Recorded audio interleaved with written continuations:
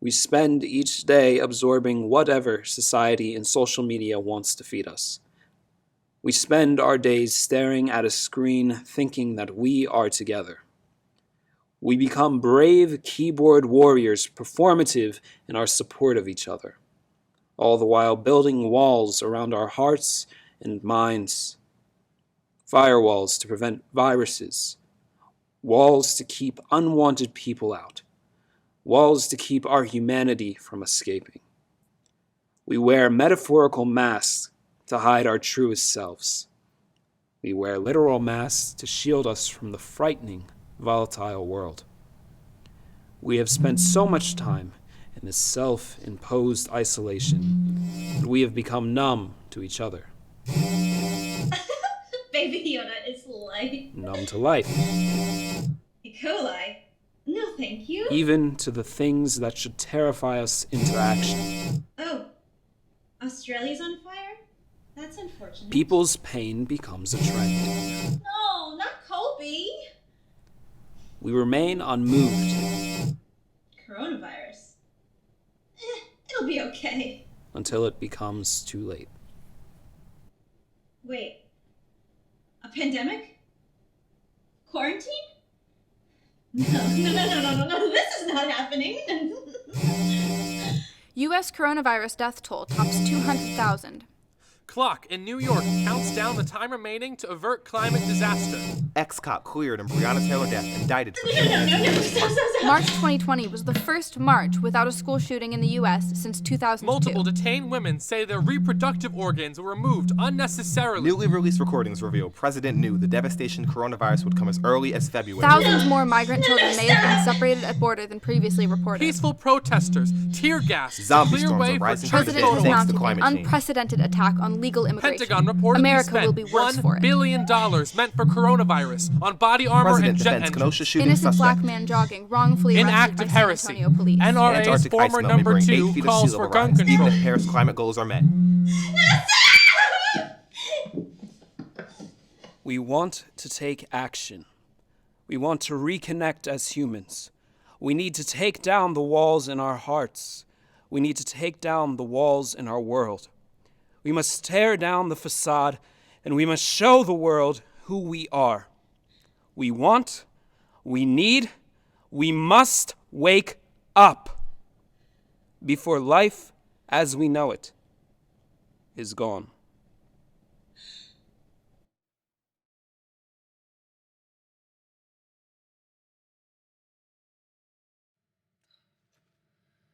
"5:36.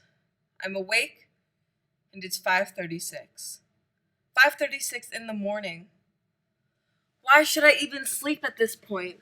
It's not like there's anything to do tomorrow. There's nothing to do the next day. There's nothing to do the next month. There's nothing. Nothing. It's all just nothing.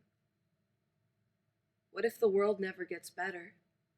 What if I'm trapped in this room, in this house forever? What if? The what ifs. They'll kill you. Thinking about, what if this happens, or what if that happens? I know it's bad for me. I know I need to think more positively. I know I need to stop worrying, but what if the worrying surrounds me? What if the worrying encompasses me? What if the worrying becomes who I am? Stop with the what ifs! 5:37. I'm awake and it's 5:37. Calm down. Everybody tells me to calm down. Just take deep breaths, relax, and calm down. But nobody takes the time to help. Nobody takes the time to listen. Nobody takes the time to help me calm down. They just expect me to do it by myself. But how can I do it by myself when the what ifs haunt me? They're like the monsters under my bed when I was young. There's not monsters under my bed, right? No, that's stupid. That's stupid. 5:38. I feel as if my brain's going 100 miles an hour, yet time passes so slowly. I wish I could just lay my head down and sleep. Sleep sounds so good right now. But my sleep schedule is all over the place because of this damn quarantine. And when I sleep, I think. And when I think, I worry. And when I worry, I panic. And the cycle never ends. It just never ends. But I'll be okay. Just close your eyes and breathe.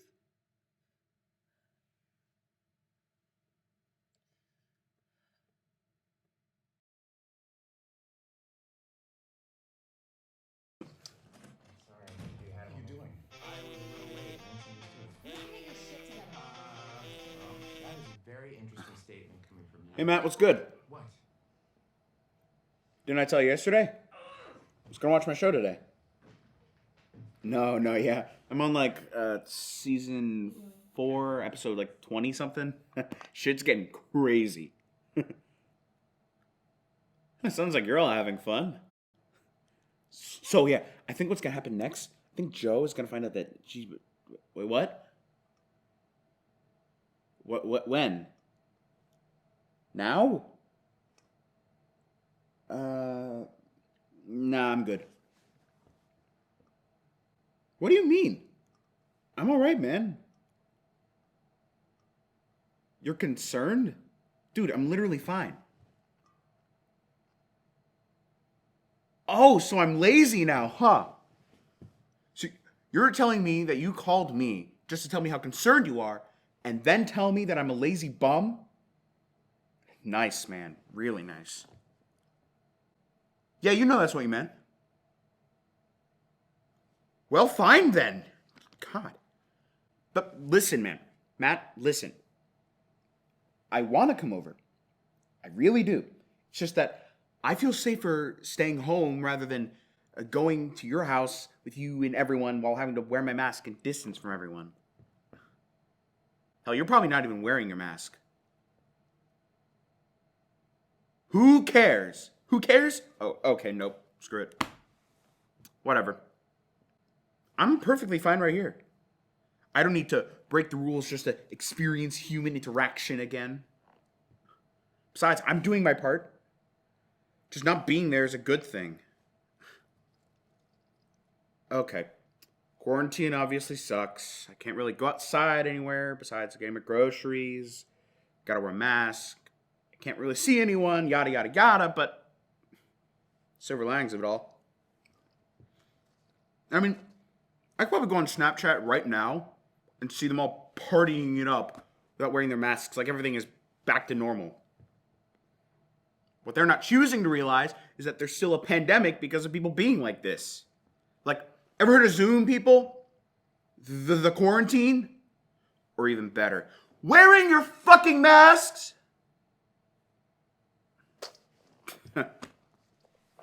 Look at me, Matt. Talking to myself. Coming to terms with the fact that I'm fine. No, I'm not great. No, I'm not at peak mental health. But is anyone really?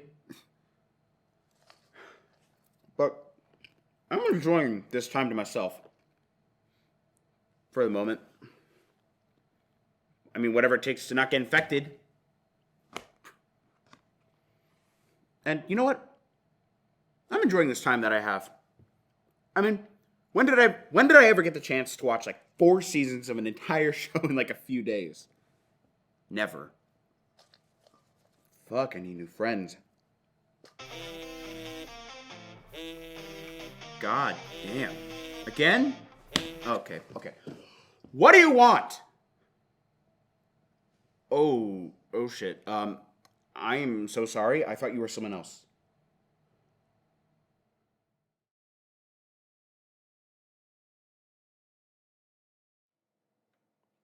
You know, before all this happened, my friends and I used to talk about how isolation could really mess with your head. Like, did you know that when they lock prisoners away in solitary confinement, that it can cause their hippocampus to shrink? That is just insane to me. I mean, one moment, they're perfectly normal, going about their day and all, and the next thing you know, They're total whack jobs. I just don't feel like being alone could do that to a person. I mean, what? I've been in here for 1, 2, 3. Well, I don't really remember exactly how long it's been, but I've been in here for a good chunk of time, and I'm not crazy or anything. Well, it's probably because I've been keeping myself pretty busy during all this. As you can see, I've taken up a bit of a hobby. Bread. More specifically, baking bread. Yeah, I know what you're gonna say. My carb count is gonna be off the charts. But in all honesty, baking is really keeping me grounded during all this, you know? I just find it so soothing to watch the bread rise in the oven and then settle into one perfect loaf. I'm basically like a bread connoisseur at this point. All you need is flour, yeast, water, and salt. Mix that all together in a bowl, throw it in the oven, and boom! You've got yourself one mouth-watering treat. I've even experimented with different types too, like rye bread, pumpernickel, sourdough, banana bread. The list just goes on and on, but making bread doesn't make me crazy, right? It's just a little hobby, that's all.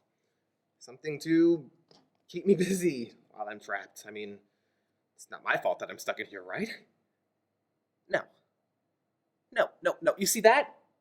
That's on the world. It's on all the people out there who want to party it up and make the rest of us in here suffer because we can't even go outside. Outside? I don't even remember the last time I've been outside. It wasn't that long ago. Was it? I've only been baking bread for a couple of weeks. Yeah, only a few weeks. Or a few months. Or, damn it, how long has it even been? That's it. I think I'm losing it. I've finally gone and cracked. I think I'm the one my friends have been talking about this whole time. I'm a crazy person. Insane, if you might.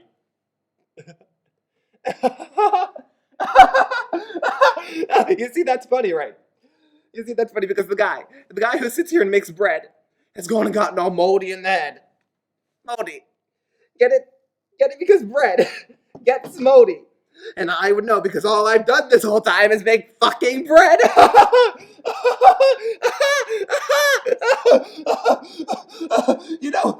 I would give anything to just see other people, to take a walk, to smell fresh air for Christ's sake.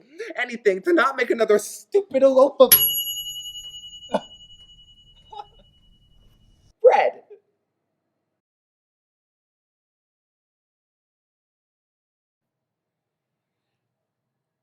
And there. My masterpiece is complete. Oh, who am I kidding? It's literally eyes on an egg. Like, what use would I get out of this? It's been 72 days, and my life revolves around this egg. I don't eat. I don't sleep. The egg must be protected. Like, really? An egg. Have I gotten this desperate for human interaction? Hey, so what are we wearing today? Option 1 or option 2? Well, it is kinda cute. Well, maybe it won't be so bad. My life revolves around this egg. It's even better than real people. You know, you don't actually have to deal with them responding back. I wonder what I should name it. Maybe something simple like John or Sharon. Well, is it a girl or is it a boy? Do eggs have genders? Are eggs non-binary? Okay, So Louis Vincent Ricardo George Maurice the Third. Eggs can be human-like, right? Like, it doesn't have arms or legs or working brain or can talk, but I think it'll provide comfort. He broke up with me through a text. I can't go on like this. I could bring it to Zoom calls or FaceTimes. Oh, it could be like a little companion. Jessica, I cannot believe he broke up with me. Even Louis thinks it was uncalled for. Like, just because I texted him 23 times a day and called him 13 times an hour does not mean I'm clingy. Louis knows that I'm not clingy. Yes, he does. It is my friend. Can I call an egg my friend? Jessica, how dare you insult Louis? Louis is my best friend. Of course you come second to Louis, don't be silly. Jessica, well, I cannot believe you just... Oh, shit. No! No. Louis, he was so young. So young. Why?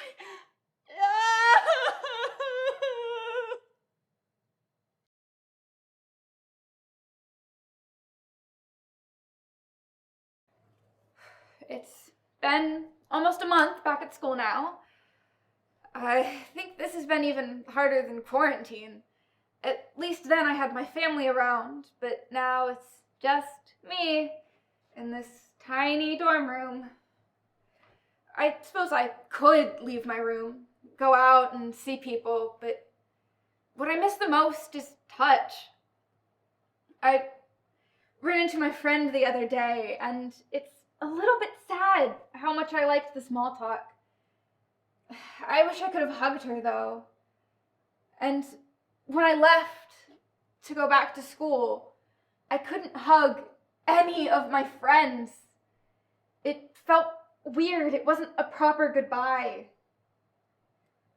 I miss just being close, holding hands, leaning up against someone, even a handshake. I can't. I won't. I know it's not safe, but God, I miss it. I never realized how much I needed touch until it was taken away from me. And who knows when we'll even be able to touch again. The new normal, they say. Guess I'll just have to get used to it.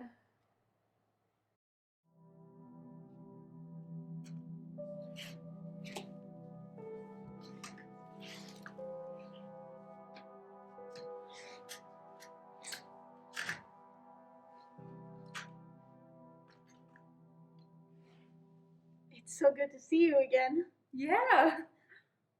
Why is there a wall between us? It's to keep you safe. Safe from what? Well, there's this thing going around and I don't want to get you sick. You're sick? No. I'm not sick. I meant in case someone else was sick. Oh, good. Good. We don't like sick people. Why is there a wall between us? Because the people who take care of you don't want us breathing the same air. You're kidding. I'm telling you, I live with a bunch of sticks in the mud. I can't even get a laugh out of these people. Did I ever tell you my famous joke? No, I don't think so. Can you explain it to me? I thought you'd never ask. It goes like this. A duck and a bunny are on a first date. After they finish their meals, the waiter comes and leaves a check at the table. The bunny reaches for the check, but the duck snatches it up and says, "Don't worry about it. I got the bill." Get it? Because a duck has a bill. A joke for the ages.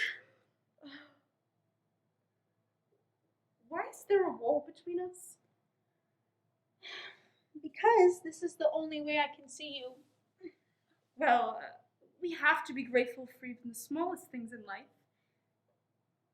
And seeing you certainly makes my day. Seeing you makes my whole week. My whole month. My whole year. My whole life! Oh, how are you, darling? Are you living out your youth? Well, I'm doing the best I can, given the current circumstances. I've taken up journaling, which has really helped me clear my head. Oh, and I've been talking to this guy who is a total catch. Hopefully I'll get to introduce you to him soon without this stupid wall. I would love nothing more.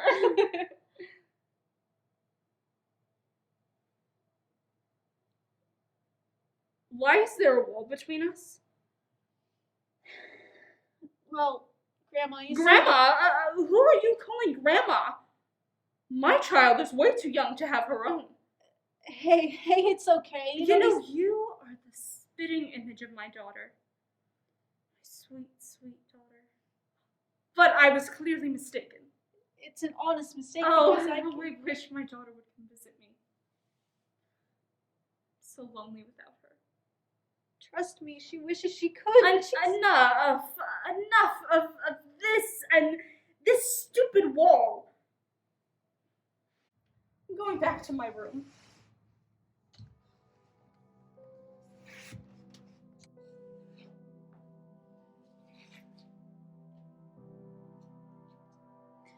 Hey, Mom. Just finished seeing Grandma. She seems normal. Well, her new normal. You know she misses you. I know. You have more and more patience every day. So you shouldn't be seeing her.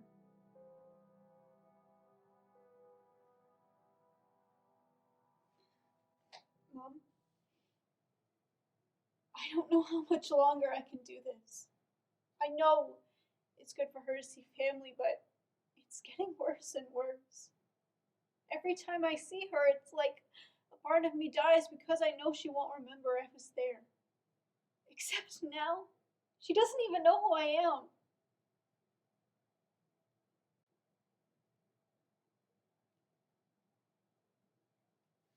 The only redeeming part was being able to hug her, walk around the block together. But now I can't even do that. So what's the point? I feel like I'm just a wind-up doll who's giving the same answers to a shell of a person who doesn't even remember what I said 30 seconds ago, let alone why there's even a fucking wall between us.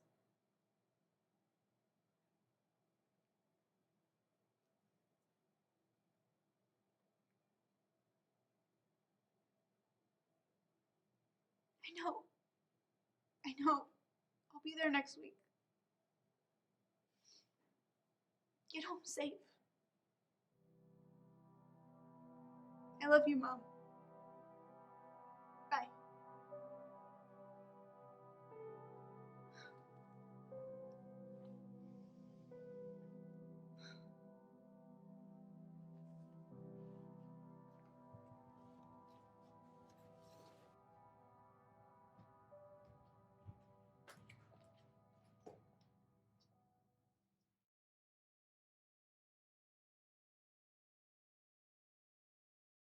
This is real.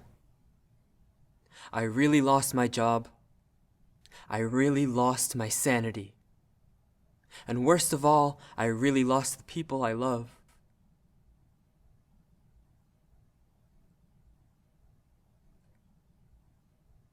Gone. Just like that. One was gone in a week, another 5 months. Regardless, a life is a life, and not just the lives around me. Over 1 million lives gone worldwide.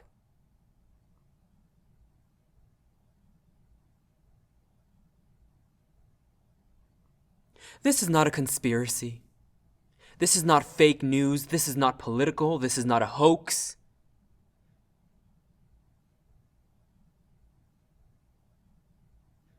This is real.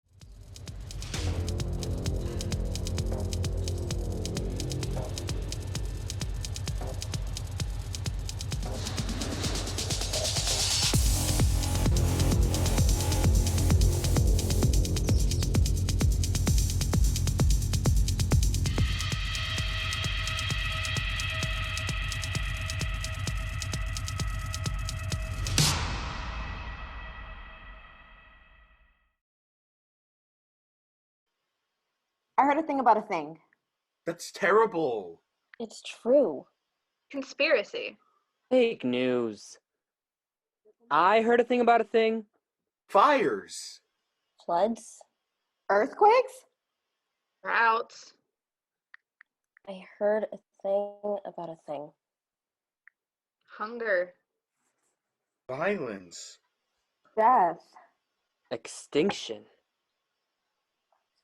I heard a thing about a thing. A world crisis. Not my problem. Beyond my control. Can't happen here. Can I write a check? I heard a thing about a thing. Again. Oh, is it still happening? Someone should do something about this. I don't believe it. Ridiculous. I felt a thing about a thing. Angry. Anxious. Frozen. Lost. Defeated. Puppies.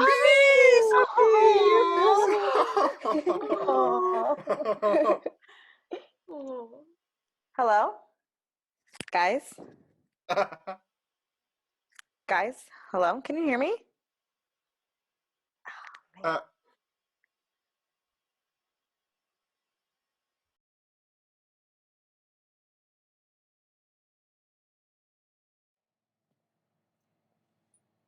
I am 10 years old. Today we learn about the environment. They say our planet's getting hotter, that the place we're standing won't exist in 20 years if we don't fix it.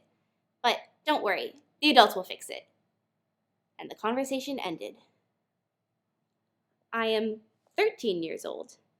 In class, we talk about climate change. Some people don't believe in it, but how can you not believe in science? I thought those were facts. Don't worry, you're smart. Your generation will fix this. And the conversation ended. I am 17 years old. The news says politicians know less about the climate change than the average 5th grader. I hear my father scoff. I don't know why. I start the conversation. That makes sense though, doesn't it? I mean, a 5th grader is getting the most recent facts. He sneers at me. Says I shouldn't believe those lies, that our planet goes through changes. Don't you remember the Ice Age? Doesn't go over well when I point out that humans wouldn't have survived the Ice Age. The conversation ended. I am 19 years old. Our planet is on fire, and I have no idea how to fix this. This conversation cannot end.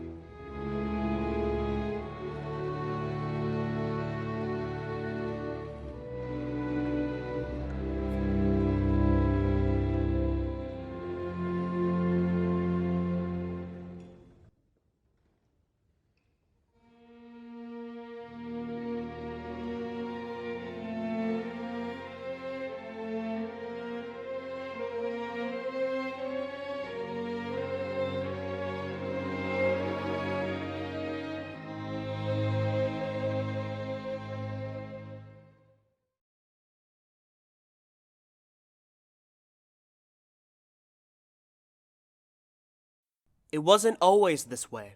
We weren't always this way. I wasn't always this way. It didn't have to be this way. This didn't have to be. We were so short-sighted. Time was so short. Then, time was gone. Gone was the time. It was just gone. It was all gone. Water. Gone. Air. Gone. Earth. Gone. Security. Gone. Jobs. Gone. Home. Gone. Children. Gone. Peace. Gone. Love. Gone. Empathy. Gone. Hope. Gone. Gone is gone. But where did it go? Beyond our grasp. No longer here. No longer existing. Gone is gone. They told us it would all be gone one day. Then they too were gone. And soon we will be gone. It wasn't always this way. This didn't have to be. This doesn't have to be.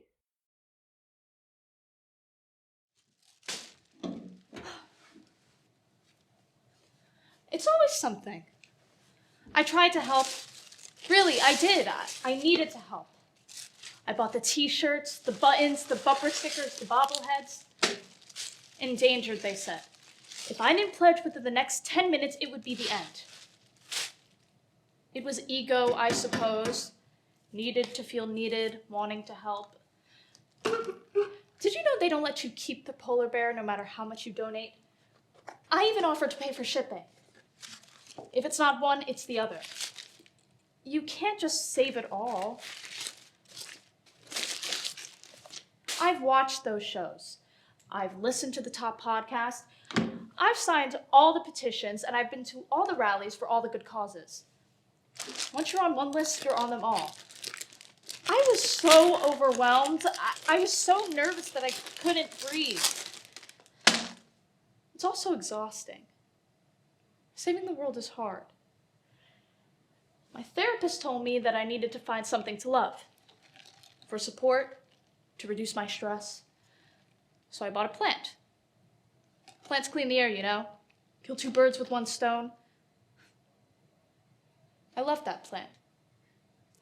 It was from the Amazon and delivered by Amazon. Ironic, right?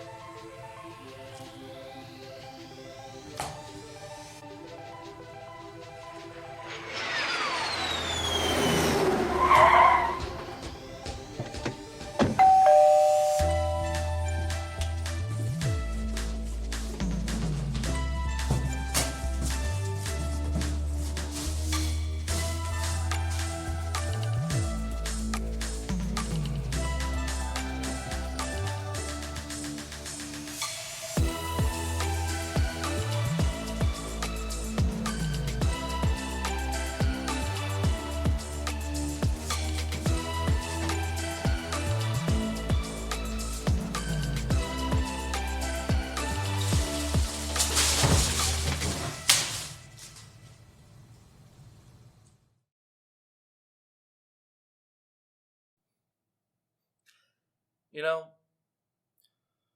when I was young, I was told my life had a purpose, that my presence means something.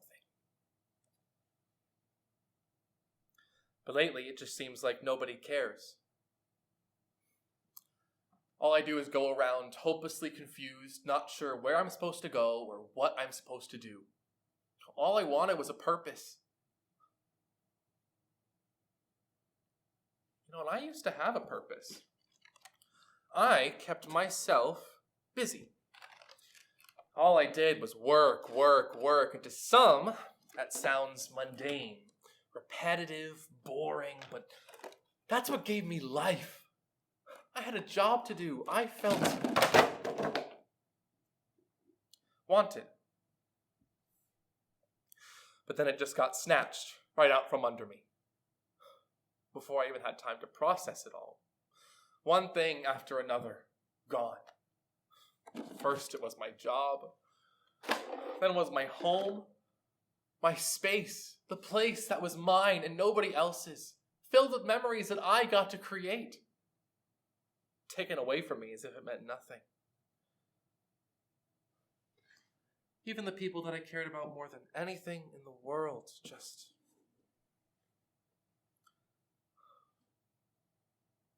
Well, you get the idea. And now I'm all alone.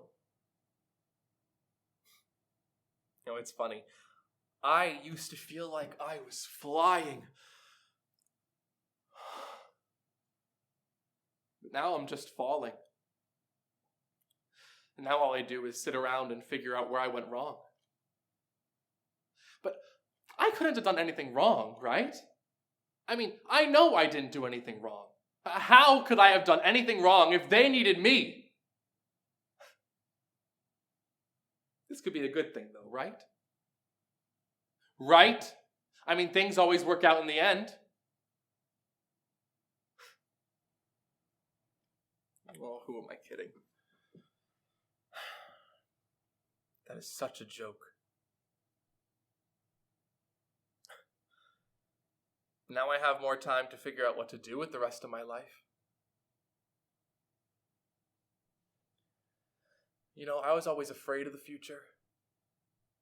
Not sure where I was going to go or what was going to happen to me, but I'll be honest. I have never been more afraid than I am right now.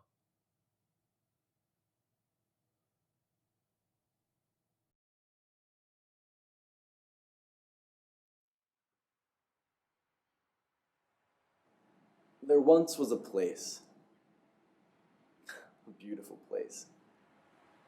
The land was lush and beautiful. We all built houses down here, at the shore. Green manicured golf courses and traffic jams were part of the experience.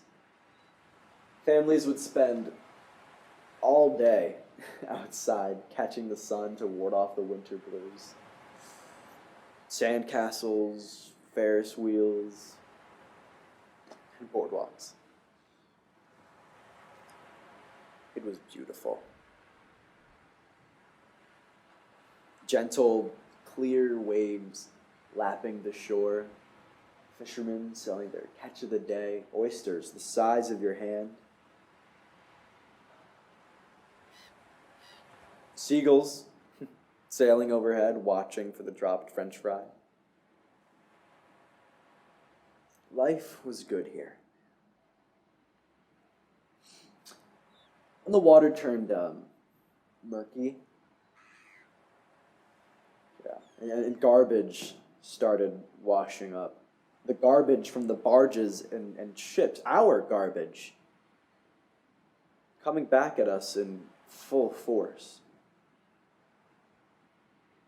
It's as if the earth was throwing it back at us in anger. Children stepping on syringes, pushing the garbage aside to get to the sad sand. The water was blooming red as if the ocean itself was bleeding. Nothing could live there. The tides rise up to the doorsteps. The gulls weep as their babies die, choking and stuffed with bits of plastic. You can hear them scream. Can you hear it? The tides rise, up to the roof we go. The tides rise, the gulls weep, and the island of waste, the plastic island, grows. The sun beats down on the earth through the tortured sky. The ice melts, and the sea rises. The storm's moving faster as the salt beats down on the earth. The sky cries and screams, whipping up the surge. The earth is fighting back.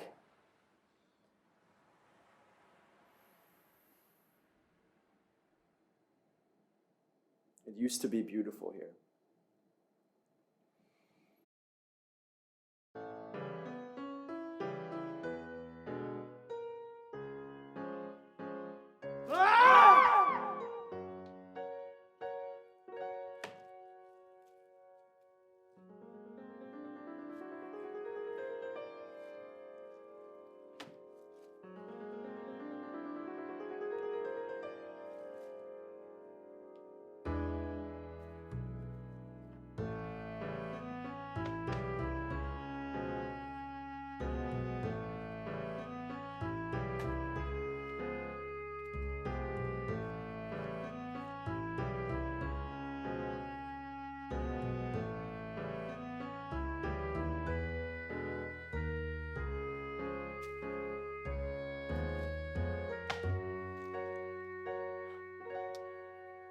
Oh, it's you again.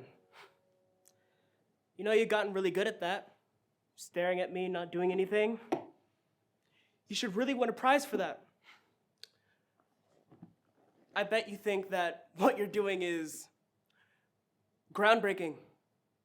Revolutionary, in fact. God's work, or whatever the fuck that means. I don't know what you might be thinking. We're not the same. I'm a polar bear. Don't worry, we've met. I'm that cute little white guy that you see on the soda bottles. As you can tell, I've gotten pretty slim, but here's the gag. I wasn't put on flat tummy tea like the rest of you imbeciles. No workout plan, no vegan shit, none of that. You wanna know what happened? My situation got compromised. Then my food supply, then my family, then my home situation, even Polar Bears International tried to adopt me. Bada bing, bada boom, here I am. Bright side, gotten a nice tan being here, surrounded by all these puddles. You wanna know what the kicker is? There's nothing that I, a polar bear, could do about it. Matter of fact, there isn't much more of me left. There isn't much of anything left besides your cell phones and your factories and whatever else you found so important. You've become so great at looking at me and my problems and just pictures of sad polar bears, because that's all I am to you. But you're wrong. I'm not just a polar bear. I'm every koala. I'm every bee. I'm every tiger. I'm every animal. We are dying. We don't know what to do, and all you do is stare at us. If you're gonna keep staring, you're gonna have to put down your phone, open your eyes, and look at me. Stop looking around me and look at me. Look at me! Please?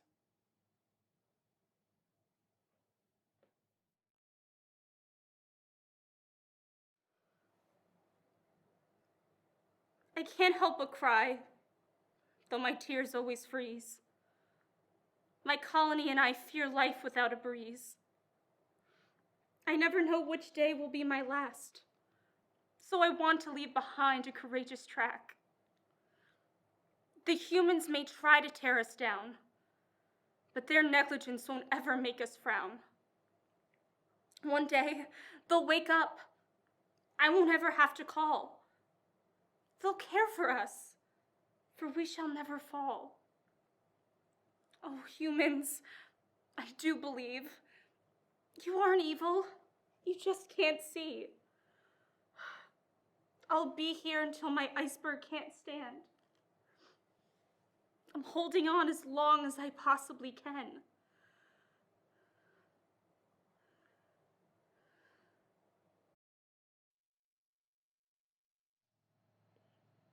I have become more and more aware of windows. We forget how big the world really is beyond the glass. How do you think we'll feel when we look out the window and all we see is dirt and decay? Not a drop of water or an ounce of life other than us anywhere. Do you think we'll look back and wonder and remember all the plants we once touched? Now the only plant our children know is a factory, pumping chemicals into our air until we can't breathe. Will our children see snow for the first time, but then we rush them inside?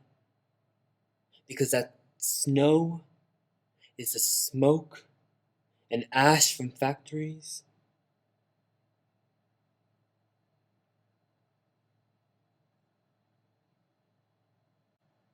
Or will our children ever see snow again?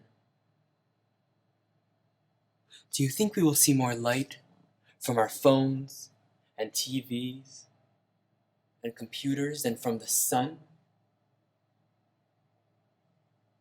Listen. This has got to stop. We can't keep doing this anymore. There has to be an answer. I don't have it, but there has to be one.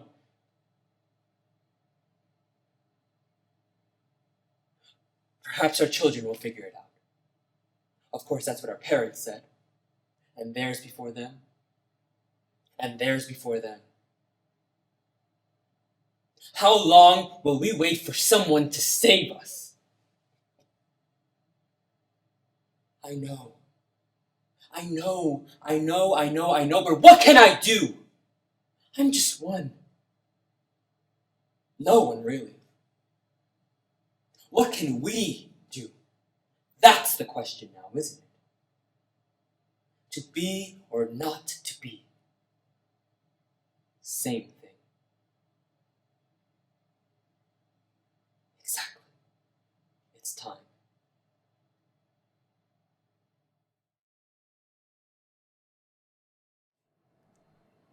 What else can I do for you?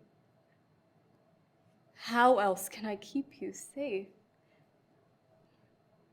I just want to protect you from every harmful little thing in this world. It's terrifying. Every day something new is out to get you. Hide your kids. Someone is going to come take them away. Stranger danger. Duck and cover. Who even knows if you'll return home from school? I'm trying to care for you. No one gives you any guidelines for this. I didn't know my place here before you came, but watching you grow up makes my life worth living. And I've always wanted a family. A family to protect. I have to protect you and make sure you can survive in this world without me being here. I can't picture a life without you. I want you with me always. You're my whole world. I will keep you safe at all costs, even if it kills me. Even if it suffocates you, because it will be okay. You will be safe. I'll make sure of it.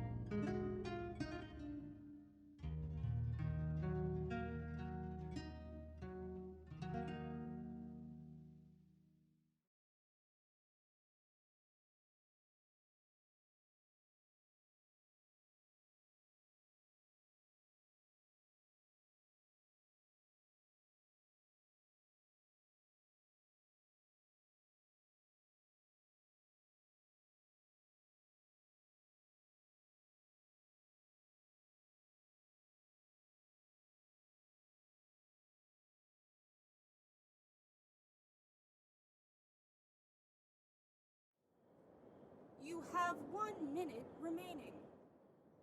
Oh, really? Wow.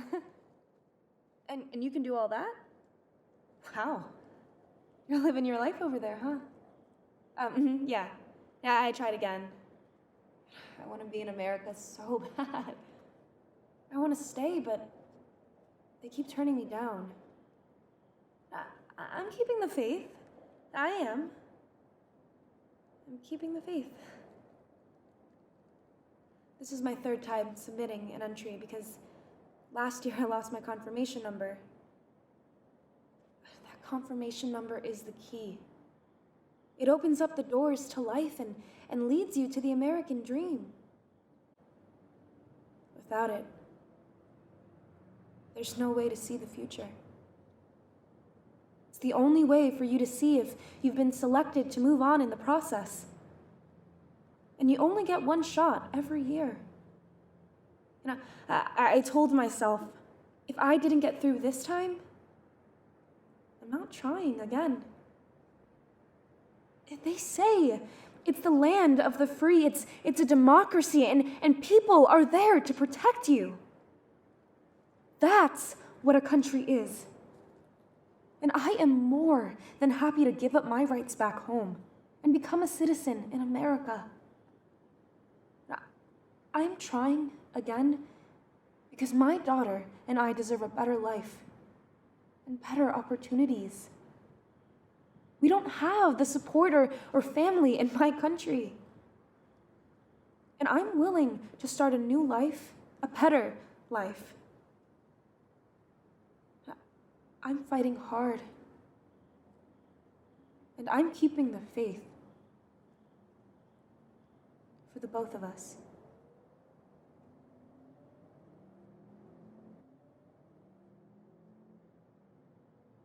It's day 20 of camping. I asked Mama, how much longer will we be on vacation? I want to go home. She tells me that Papa is back at home, but that he can't come visit us. I want to go home.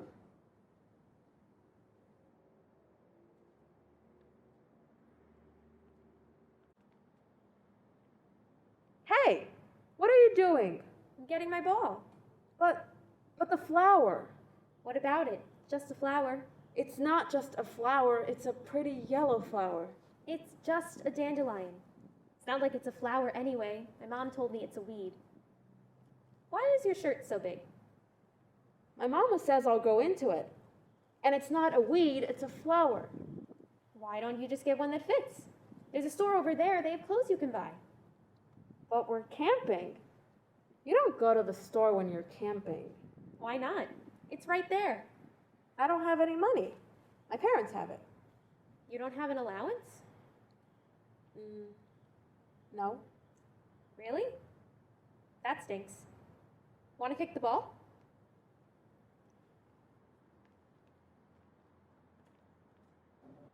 I spy with my little eyes something bright. A star. Yep. That was too easy. Go again. Okay. I spy with my little eyes something dirty. The fence? Nope. Your shirt? Oh. Yeah, but that's not my answer. What is it then? The dirt. I spy with my little eye something beautiful. The moon? No, it's you. But you said my shirt's dirty. That doesn't matter. You're not your shirt. Okay, let's keep playing. Ooh, I got one. I spy with my little eyes something puffy. The clouds? Nope. Okay, I give up. What is it? Whoa. Here, make a wish. What should I wish for? Anything.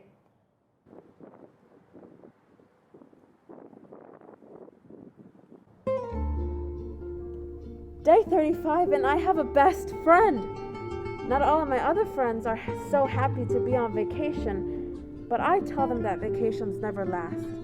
You'll be home soon.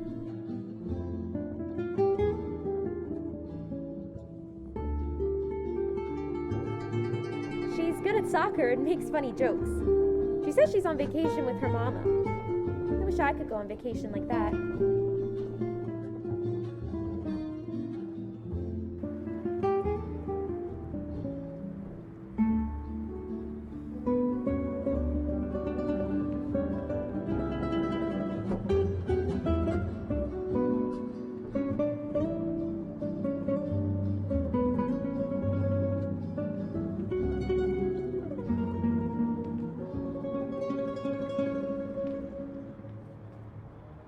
Day 50, and Mama's been crying a lot at night. We sleep together in this small room where the springs of this bed hurt my back. But Mama tells me that's how retreats make you feel, at one with the earth. She says, the world. The world feels painful, but it's okay because Mama still holds me very tight at night. Almost too tight.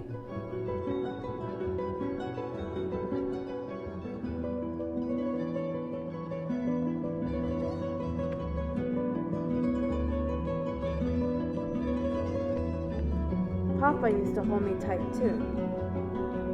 I want to go home. Today, Mom said I shouldn't play at the fence, that the other kids are dangerous.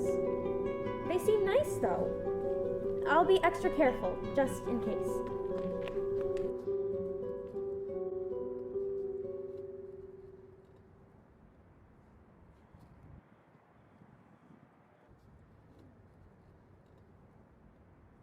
Day 80, and my friend seems distant. Almost like she's scared of me. Do I look like a criminal? I asked her and she said, My mom says you probably are, but I don't think you are. Hey, let's play a game. She's the only friend I've got, so it's okay. Let's play. Day 100, and Mama tells me we'll be here for a while. I don't get why retreats have to be so long. How many more nights do I have to sleep in this cell until this world accepts me? Some days I just feel so lost, empty, and helpless. Some days I wonder what my parents saw in coming here. There is nothing for us here.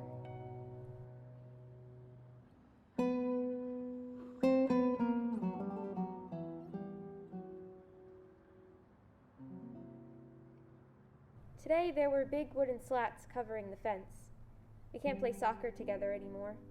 We sat and just talked for a real long time. It was dark when I got home. Mom was upset that I got back so late. The kids on the other side are bad influence, she says. They got me in trouble. Here's the thing. My family raised me to be a hard worker. We're not criminals. We pay our taxes.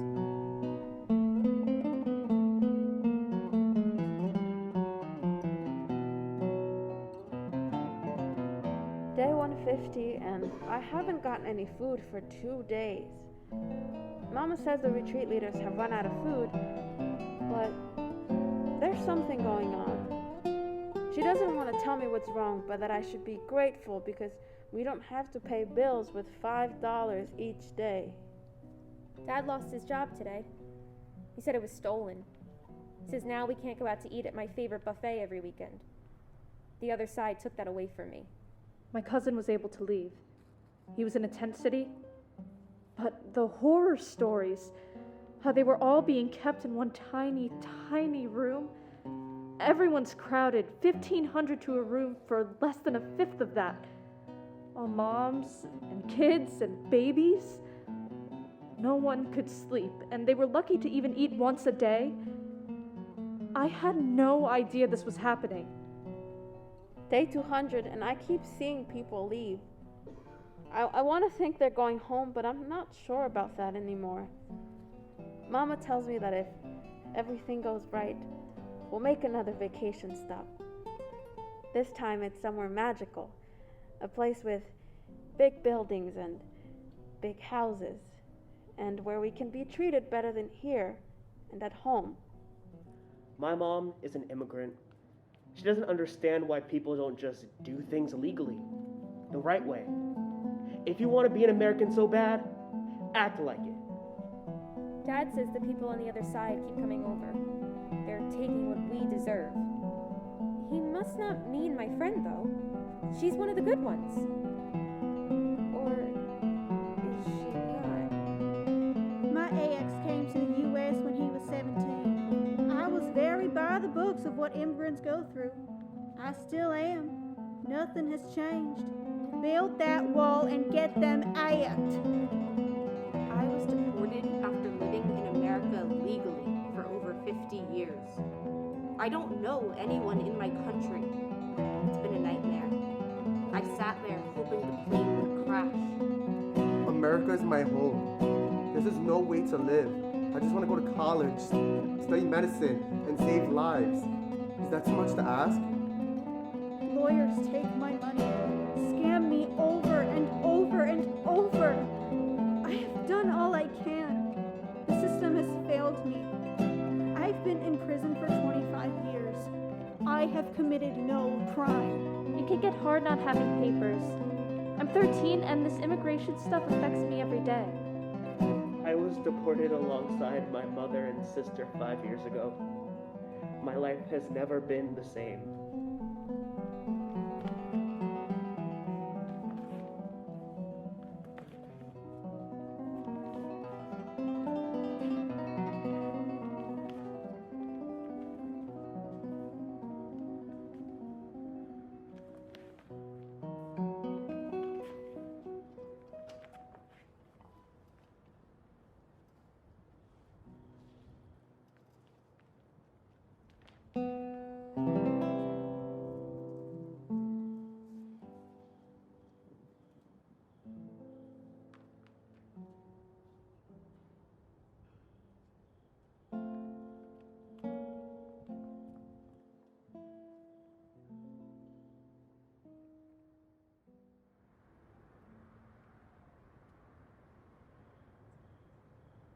She's scared. I'm scared.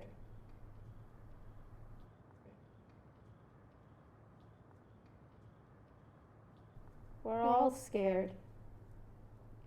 The American dream isn't supposed to be living in fear every day, every second of the day. Turning our backs on immigrant and refugee populations means we are no longer willing to help each other, help others like me, who have a chance to make America the best home it can be to us all.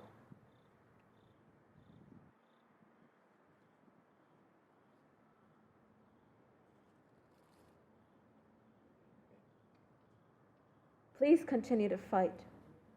Continue to make your voices heard. Or else.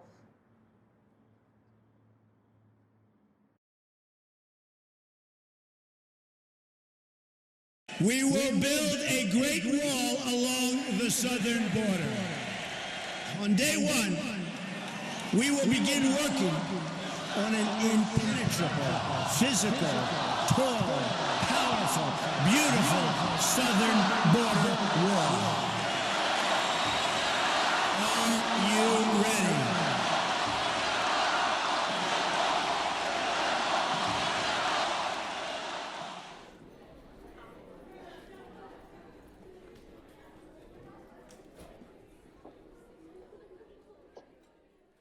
The angel of death is at my door.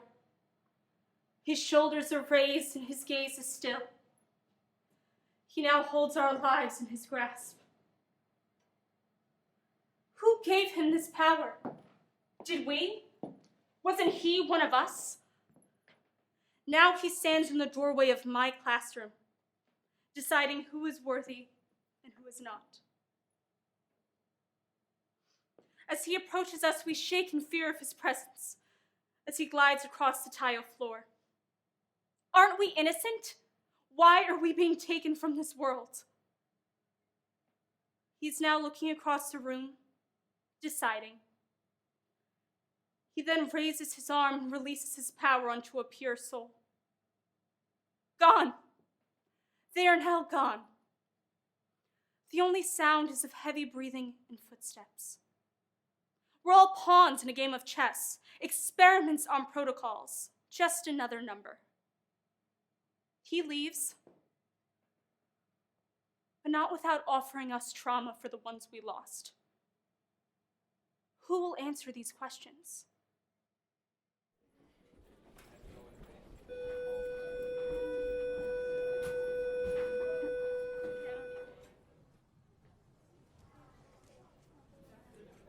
Okay, I'm sitting close to the window. That's good. Just in case. The windows have locks on them? Okay, thank God. Damn it. Why do I have to sit closest to the door? Could I hide under the desk, or would that be too obvious?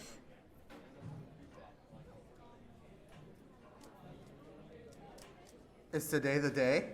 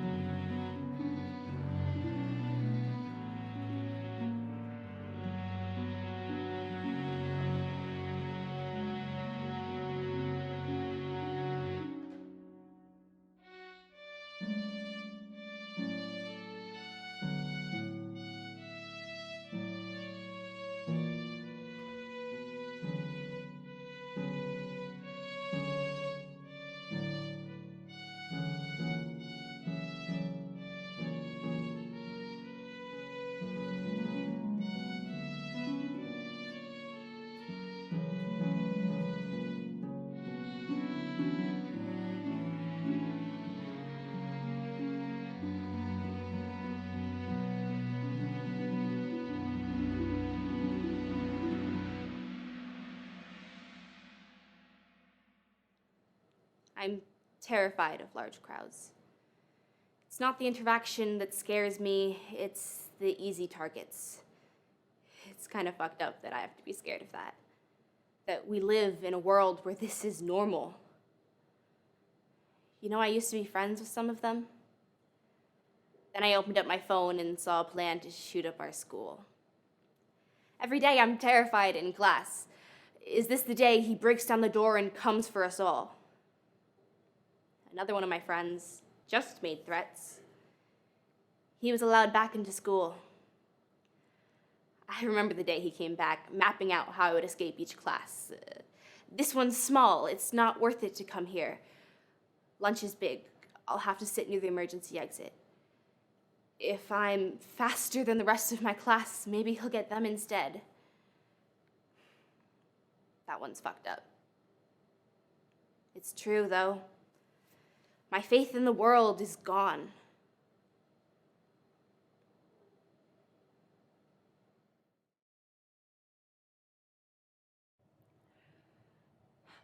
I was 12 years old after Sandy Hook. My mom told me about it in the car on the way to dance class. I remember being so shocked and upset, and I didn't understand how no one in class mentioned it. I didn't understand how someone could be capable of hurting so many people. I was 17 after Parkland. My friend told me about it while we were sitting backstage at rehearsal. I remember thinking, damn, that sucks. And then just moving on with our conversation. I didn't even give it a second thought. By then, I was used to this.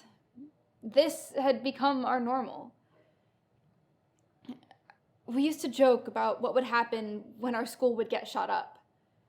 Not if, when. I'm in a class with a bunch of idiots. Don't they realize this is a lockdown? I mean, yeah, granted, it's a drill, but What if it wasn't? We should be quiet, not gossiping about how many people Chad has slept with. It also goes without saying that we shouldn't be flying out of planes in a battle royale game or whatever game they're playing nowadays. And really, napping at a time like this. Am I the only one who takes this seriously?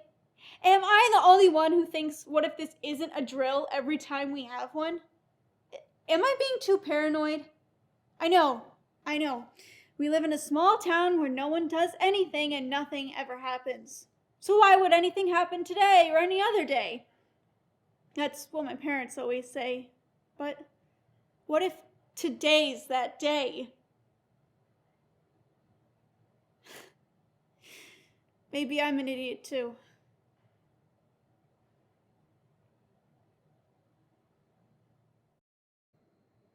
It's 12:15 p.m. Class started 10 minutes ago. Come on, just start the essay already. Everyone else seems to be doing just fine. Just get it done. What if they show up right here, right now? Everyone's saying they're going to do it. Everyone's saying that they haven't been in school for a week. What if they've just been waiting for the right moment? The moment where no one is paying attention and when their only focus is the blank piece of paper right in front of them. 12:25. 20 minutes. Blank sheet. No essay. No sign of them. Why would they tell everyone in the school that they have a gun anyway? That's like the stupidest thing someone can do. I shouldn't say that. They're the one who has the gun and can shoot me anyway. But what am I supposed to do if they were to walk in right now and just let them play target practice? 12:45. Damn it. God damn it, what's the topic again? Right, got it. Who's actually going to shoot up a school during periods where everyone's in a classroom anyway? They know the best time would be during lunch. Everyone's in one place, open room, nowhere to hide. Just boom, gone. 12:55. I shouldn't even bother at this point. Kids are eating lunch right now. For all I know, they could start shooting up right as I start writing.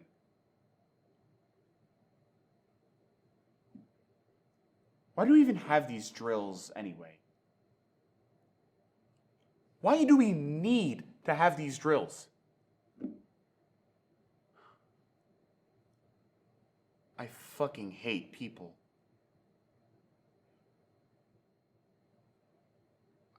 I just gotta...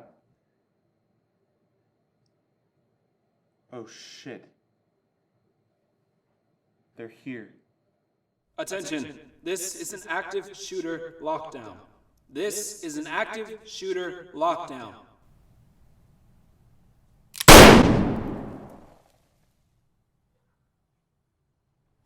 I wonder where my friends are. I wonder where my little brother is. I wonder how long it'll take my parents to hear about this. Are they hiding under a desk somewhere like me? Did he get out safe? Are they outside right now? Can they get in? Or maybe they didn't get lucky. Maybe I'm never see him again. What did I trip on? Why am I expected to run and hide in the middle of algebra? I could die right now, and it'd be just your average Tuesday. I don't want to be another statistic. They won't even say my name. They'll say theirs, though. Their neighbors will say they seemed like such a nice kid. Their parents will say this is so out of character. Do I know them? What's on my hand? I wonder who will make it out. Is it over yet? I'm so sick of hearing it won't happen here. Did you hear that? What was that? It's happening here, now, to us. I can't get in. It's just a drill. It's just a drill. Never again. Until it happens again tomorrow. I just wanted to stop. I want to go home. I want to see my parents again. I want to get out. I want to hold my little brother tight and never let go. I guess we don't always get what we want.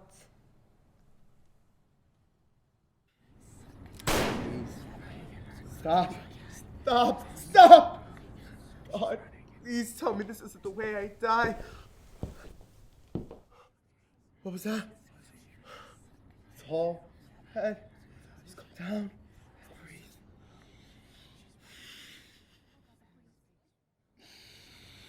I had a gut feeling something odd was going to happen today. Everyone shut up!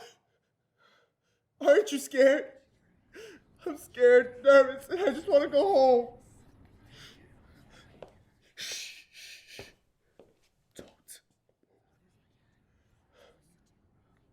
Don't even breathe. I can feel my heart racing and the room is dead silent. Can you hear it? It's so fuzzy. Who's next? Am I next? So fuzzy. Please, stop. I just don't understand. Is that blood on their hands? Please, just stop. Just stop. What drives a person to commit murder? Were they bullied in school? Did they have family issues? Insecurities? Now, these are all important questions to ask, but it really boils down to the psyche.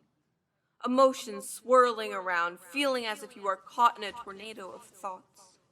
Swirling, swirling, swirling until it stops. And you realize how broken this world is, how little we value individuals. The human life is something to be cherished, but it is something to be feared.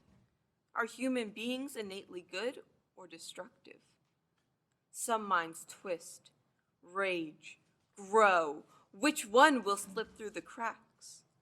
The moody one? The troubled one? The weak one? The emotional one? Or maybe it's the good student, the well-rounded individual? There's no way to know, but an individual should never go unnoticed. It's not the perception that others have of the killer, it's the perception that the killer has of themselves, swirling, swirling, swirling. Thoughts pollute the mind. Taken before they grow up. Taken before they can become adults. Taken before they can bless the world with their free thoughts. Taken.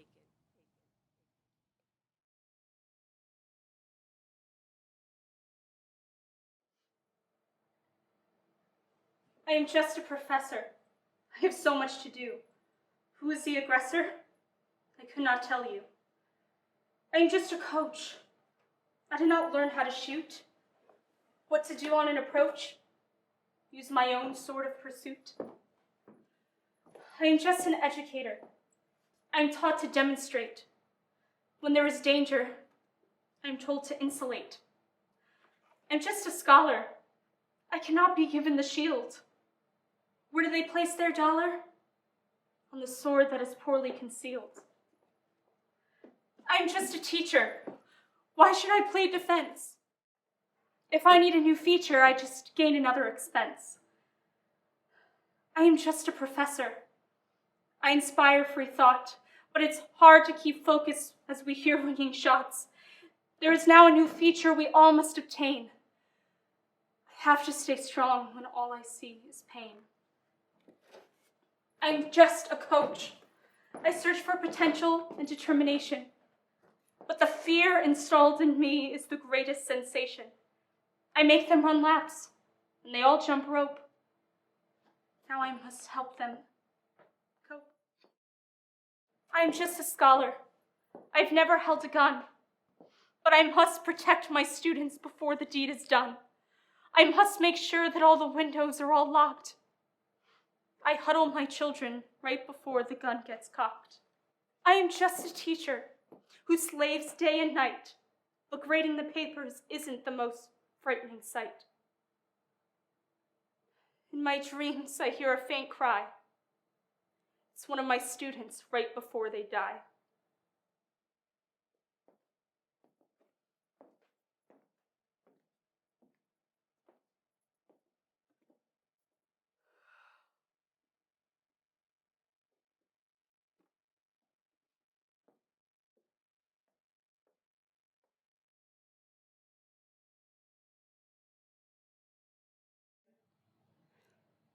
My friends are gone. We're just kids with our whole lives ahead of us. We need change. This needs to end. We have the power to stop this. The solution is in our reach. Other countries have done it and proved that it works. Please. My friends are gone.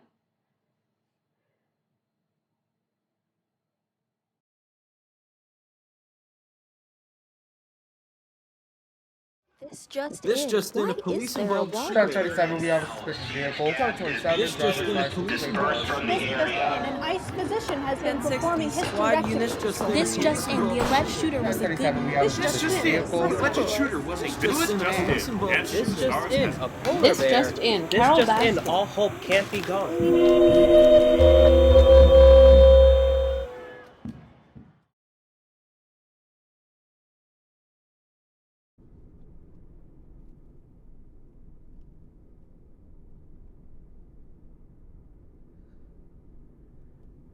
Ten and 2. Mirrors up. Radio down.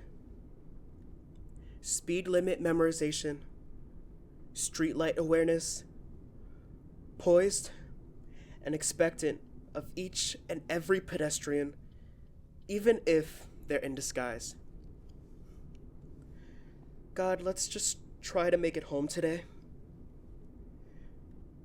That's become the mission every day. Since the day I realized the true weaponry of black skin, life has been a series of keeping my head down until I make it to the deathbed that I choose, not the one they've chosen for me. But still, even if there are no firearms in the car, no drugs, no nothing, 10 and 2. Mom says to say a prayer whenever things get like this. I want to meet God, but at what cost? I need to repent for the sins I've committed since last time I was behind the wheel. In the name of the Father, and the Son, 10 and 2. Red and blue. Red and blue, just calm down. It's not for you. Just pull over. They'll run past you unless... 10 and 2. Mirrors up. Radio down. Head down.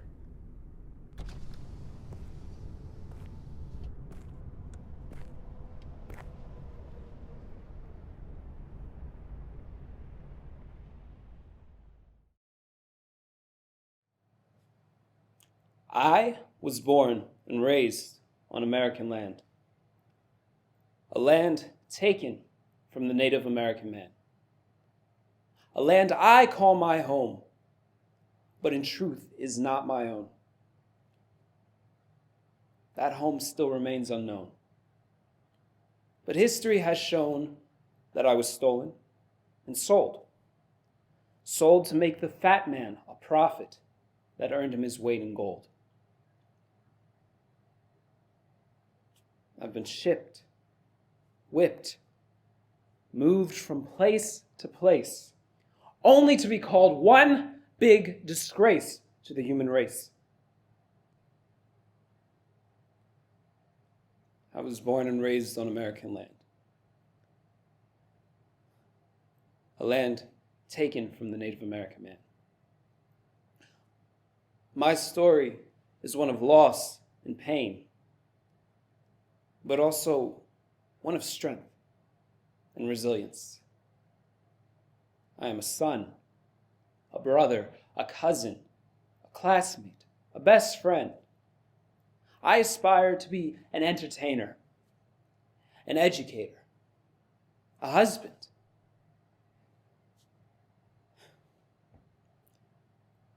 But the one thing I have yet to be is truly free. And what's worse, there are so many of me.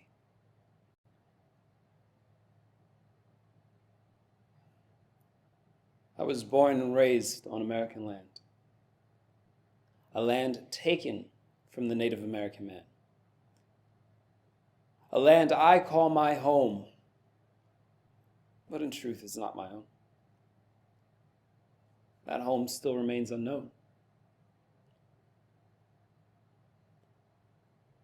I was born and raised on American land,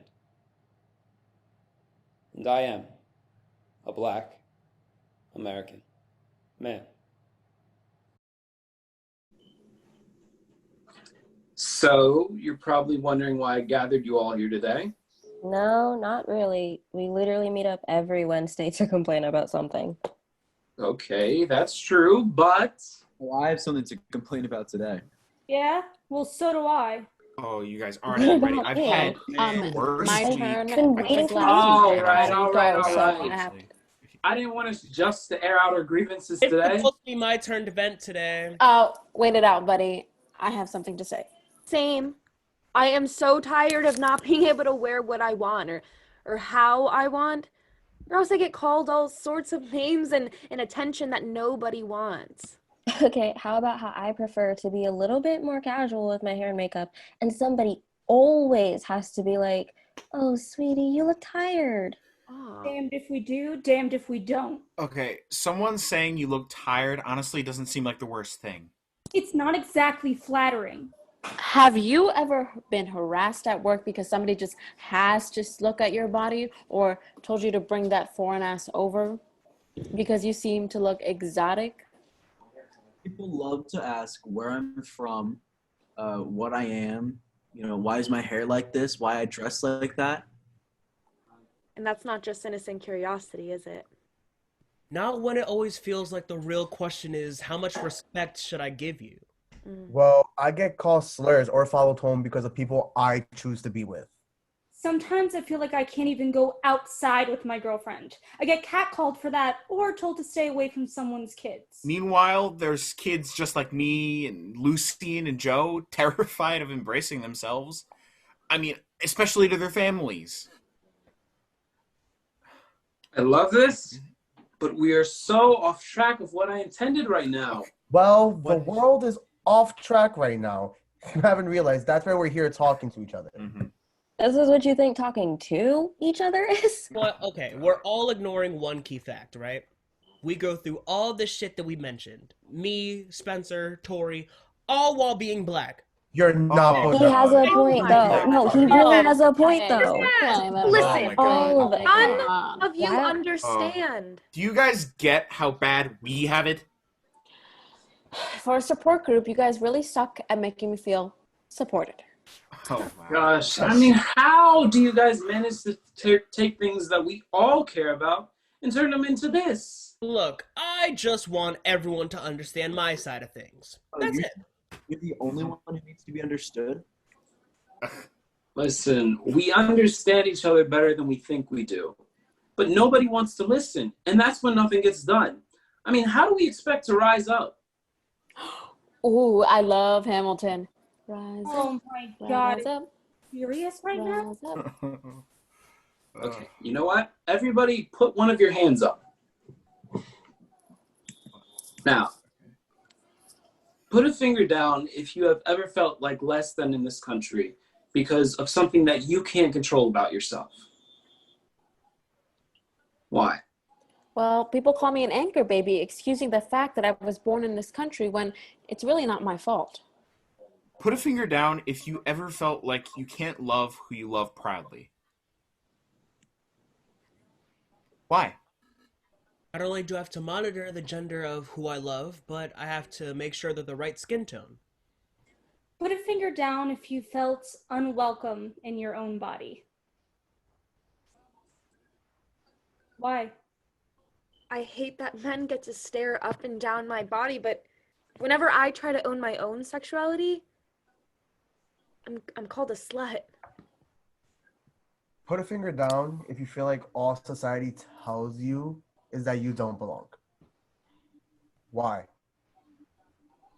I'm tired of being treated like less of a man because I'm more feminine.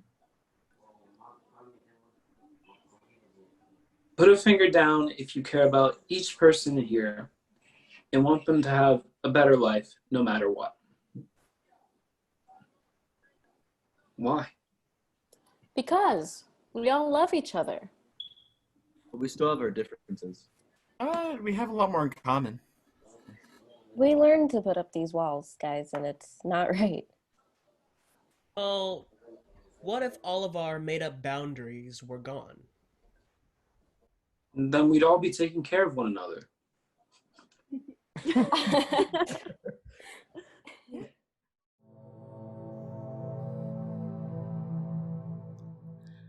I'm embarrassed to be your daughter. I really am.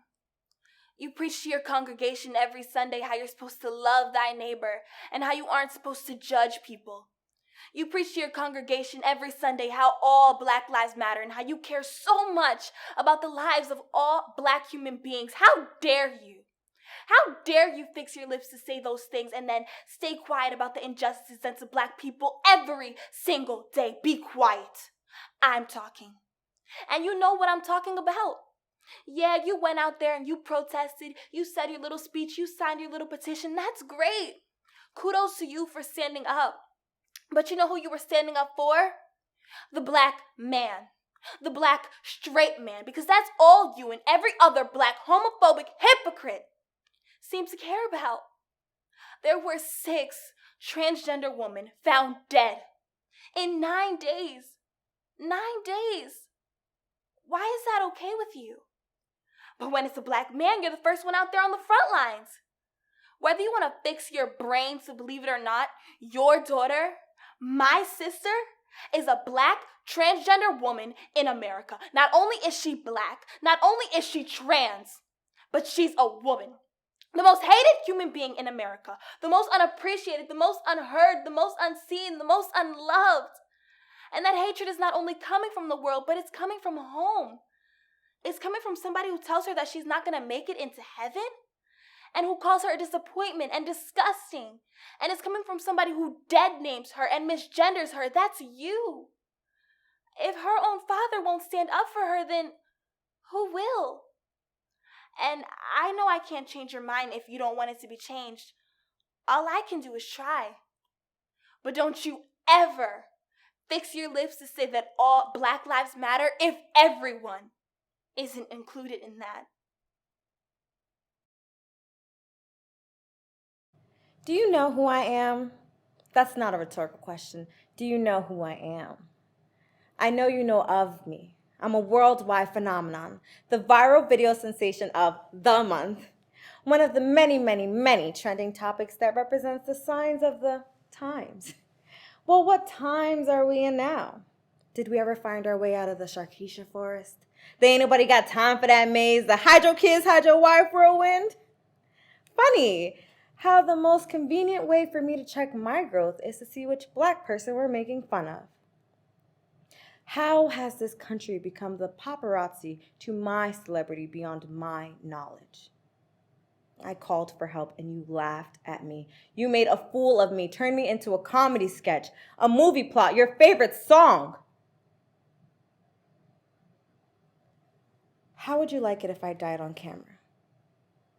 Actually, that's been done before. And what was done? I was spread around like wildfire. People analyzed my death over and over and created conspiracy theories. My grandmother saw me on Facebook before anyone could identify my body. And you know what? No one had to question who I was. I was your hashtag. And you knew of me. You all did. But did you know me? That's not a rhetorical question. Do you know who I am?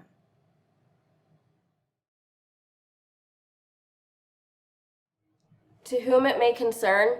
To whom it may concern. To whom it may concern. To whom it may concern. It's about time we realized how the world uses, controls, and ignores us. Before, I felt singled out. But now, I feel used. Tossed into the world to fend for myself, both mentally and physically. Okay, I know we all struggle, but it's the years, the generations of public humiliation, the hate-incited violence. More and more trauma that continues to layer itself. Look, I love being a black woman, but I won't deny the obstacles that we face. They say it builds character, but I say it builds nothing but stereotype. Did you actually want to know my name, or would you rather just call me Foxy Mama? Or my personal favorite, chocolate. Dark, sweet, seductive, like a Jezebel. Listen, if a non-black man approaches you as a black woman with chocolate, they're secretly projecting their racial prejudice through the form of a fetish. Exactly. Maybe it's because they're filled with the sexual fantasy of what I am, not who I am. Their stereotype didn't portray us with self-respect or elegance. Instead, we're seen as nothing but alluring and promiscuous. They control us by using us as stereotypes. They see us as mammies only good for domestic duties.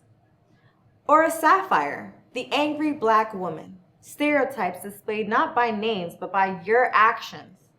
Used with mockery, objectified, on display. Like Sarah Bartman. Oh, my bad. You only know her as her stage name, Hottentot Venus. Slavery was only abolished 155 years ago.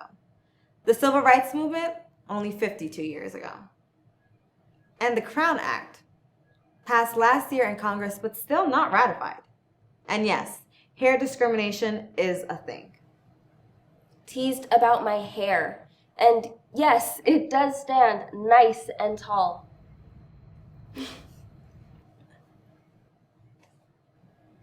Teased about my name, and yes, I will correct you every time.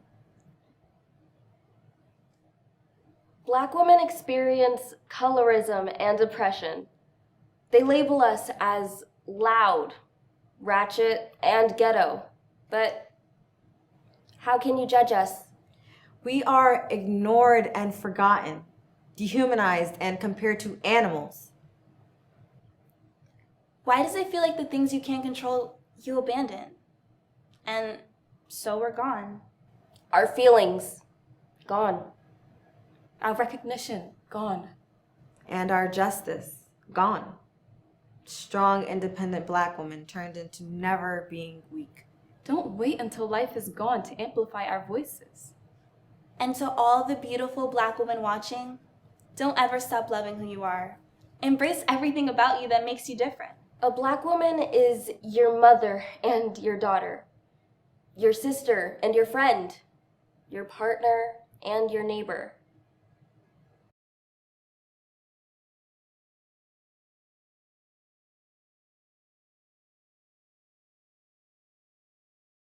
Sincerely, a black woman. Sincerely, a black woman. Sincerely, a black woman. Sincerely, a black woman.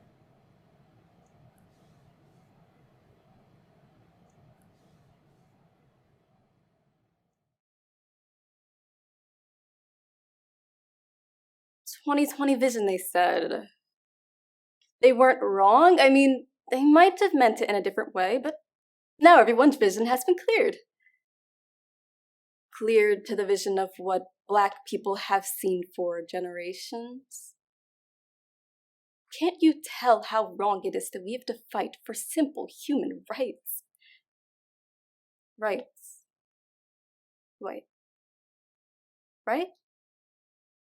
No. Prejudgments have always been made about us before we step foot in a room.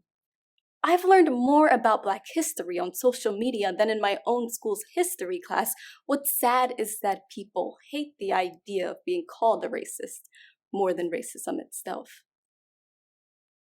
Just stop playing the what about me game every time someone tries to get justice.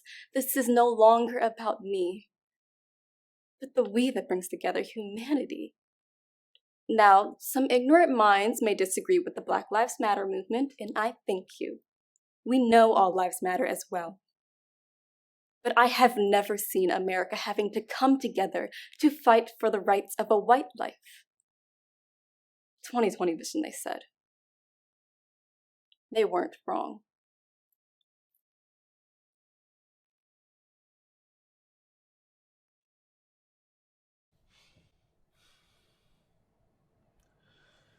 People are being killed for what?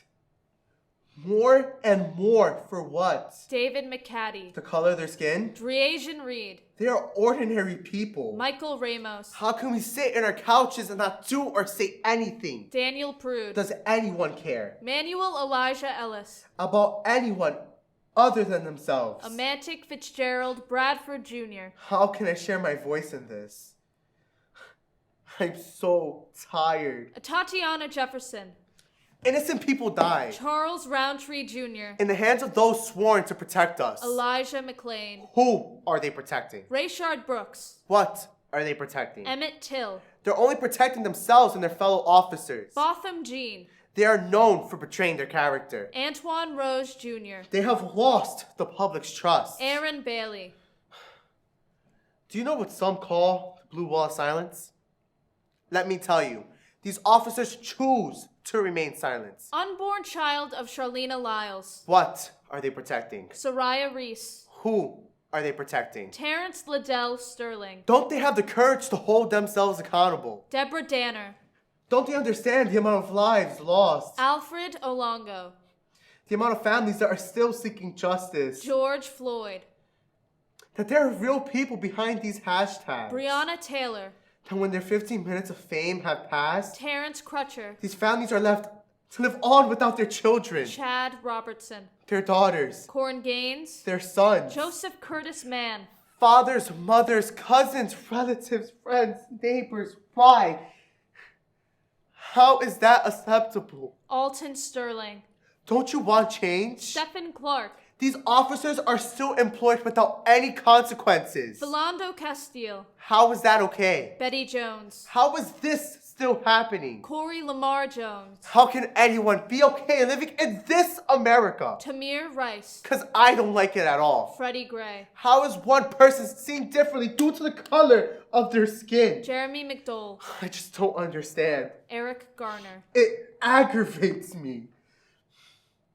Everyone keeps saying all lives matter. But how can all lives matter until black ones do? Sandra Bland. Answer that for me.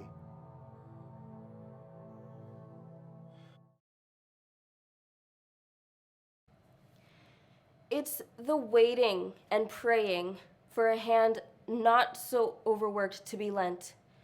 It's exhausting and throwing my voice side to side just to feel like I've wasted the time spent. It is the century of quiet breaths held before having to move past another disappointment. It's wearing anger on my face in the form of a grin. It's inheriting an earth that doesn't seem to want me in it.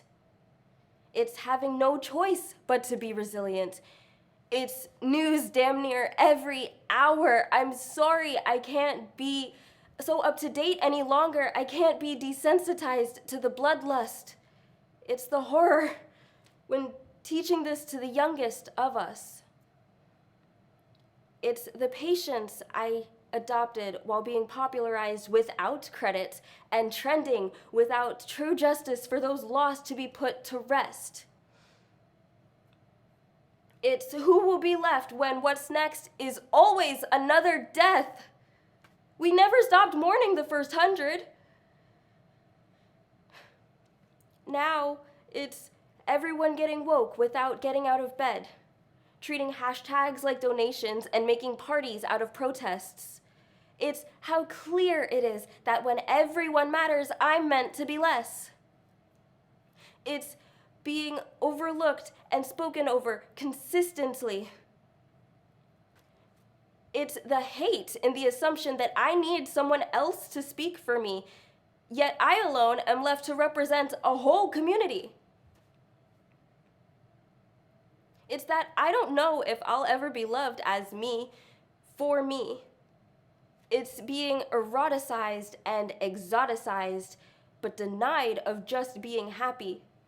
It's just wanting to be at peace. It's always about color, and I didn't make it to be.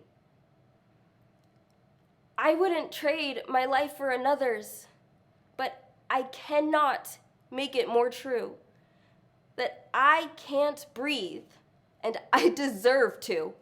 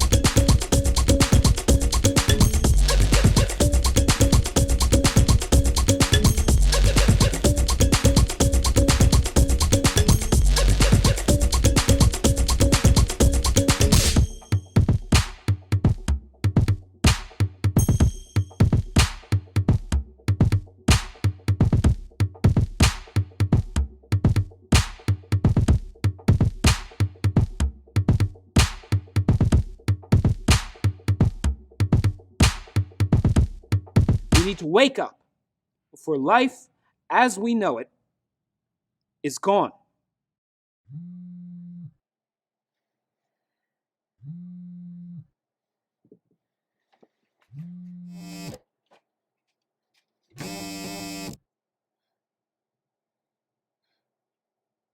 It's okay. I'm here now. I'm ready.